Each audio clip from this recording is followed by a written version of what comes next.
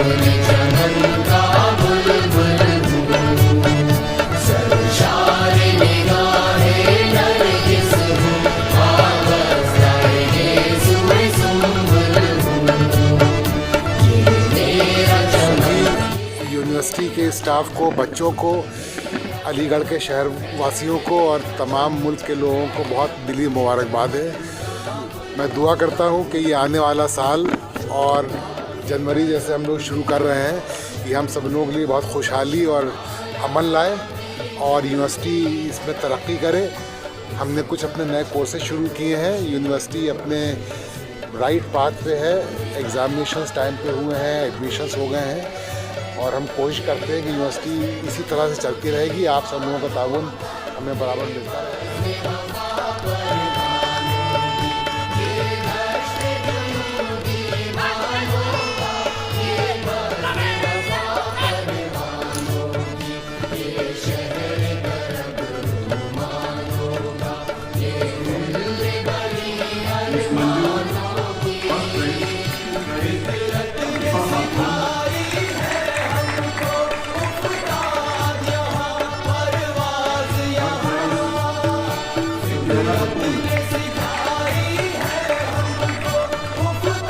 आज के दिन इस तारीख में हिंदुस्तान को एक जमहूरी निज़ाम बना के 15 अगस्त 1947 को हासिल की हुई आज़ादी को मकसद दे दिया।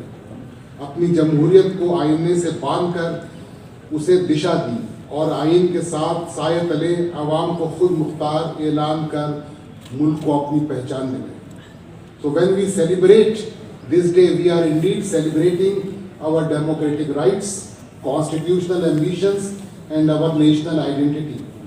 No doubt that the Indian Constitution is a work of fine art, inclusive, comprehensive, yet flexible. It has both a source of power and authority and simultaneously of resistance to that power and authority. It institutionalizes the government and lays down the principles of governance. Today, as we live under the protection of this Constitution, our gratitude and reverence goes to Dr. B.R. Ambedkar, undoubtedly an astounding visionary man whose submissions continue to guide us.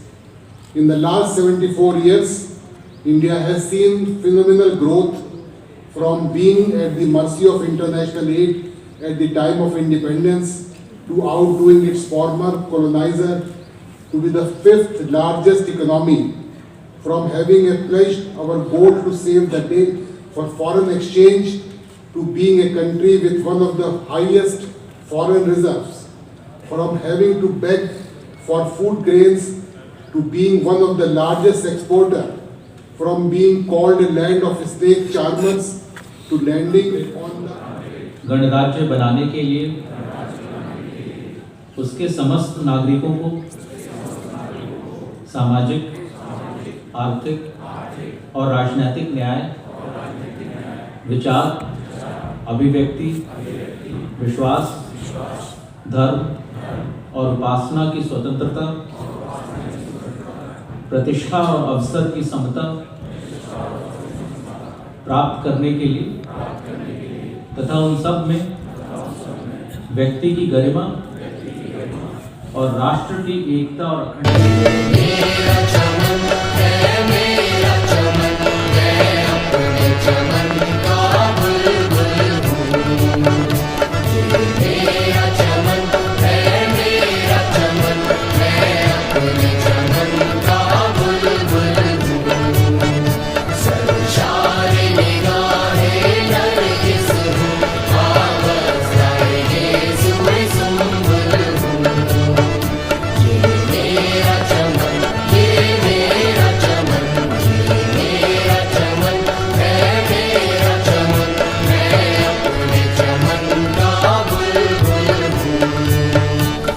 अभिव्यक्ति प्राप्त करने के लिए तथा उन सब में व्यक्ति की गरिमा और राष्ट्र की एकता और अखंडता सुनिश्चित कराने वाली, बंधुता बढ़ाने के लिए पुनः दृढ़ संकल्प होकर अपनी इस सभा में एतद् द्वारा संविधान को अंगीकृत, अधिनियमित और आत्मार्पित करते हैं। जय हिंद।